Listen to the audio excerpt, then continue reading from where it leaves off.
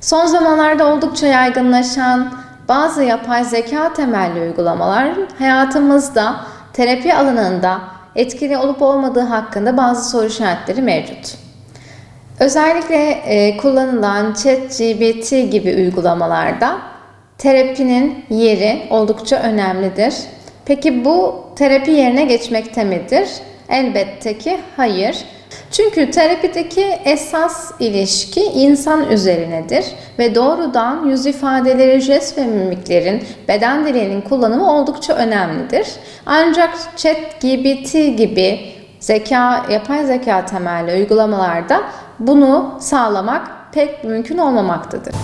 Yapay zeka uygulamalarının terapi rolündeki risk faktörleri nelerdir? Biz seanslarımızda gizlilik ilkesini oldukça önemsemekteyiz. Burada sağlıklı bir yönlendirmenin olması oldukça kıymetli bizler için.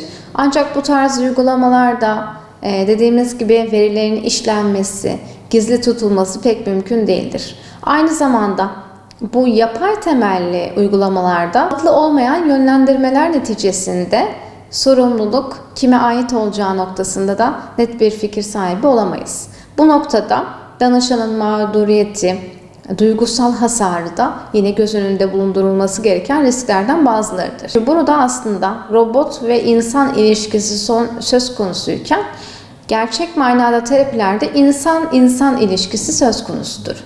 Evet, yapay zeka temelli uygulamalar profesyonellerin işini bir kısım teknolojik anlamda kolaylaştırmakta olup ancak terapist rolüne geçmesi mümkün olmamaktadır. Toplumumuz yapay zeka temelli uygulamalar noktasında bu değişime nasıl ayak uydurabilir?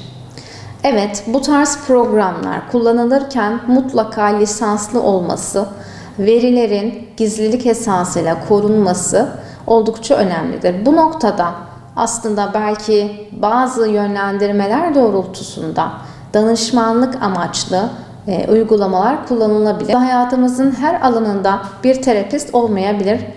Bu tarz uygulamalara erişim noktasında kolaylık söz konusu olmasından dolayı kullanımı oldukça önemli ve kıymetlidir. Bu tarz uygulamalar kullanılırken bir terapist rolü beklentisi olmamalıdır. Yapay zeka temelli uygulamalar hayatımızı kolaylaştırmakta olup ancak terapinin yerine geçememektedir. Bunun temel sebebi terapinin insan ilişkileri üzerine odaklı olması, ancak bu tarz robot uygulamaların insani ruha sahip olmaması, bu ruhu birebir insani ilişkileri, sıcaklığı, samimiyeti sağlayamaması ama sürecin iyileşmesine %50 oranında katkı sağlamaktadır. Ancak bu kısmını bu tarz uygulamalarda görebilmek çok mümkün değildir.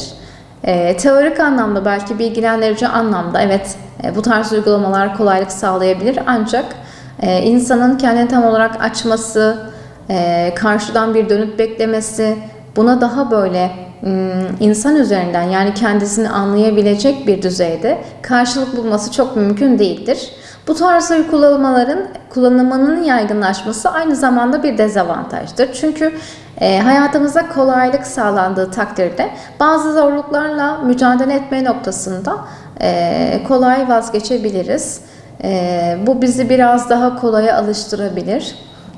Kendi zihinsel becerilerimizi aktarmak, kendi duygumuzu aktarmak, kendi çabamız üzerinden bir mücadele ruhuna sahip olmak yerine bu tarz uygulamaları kullanmak bizi birazcık da engelleyebilir.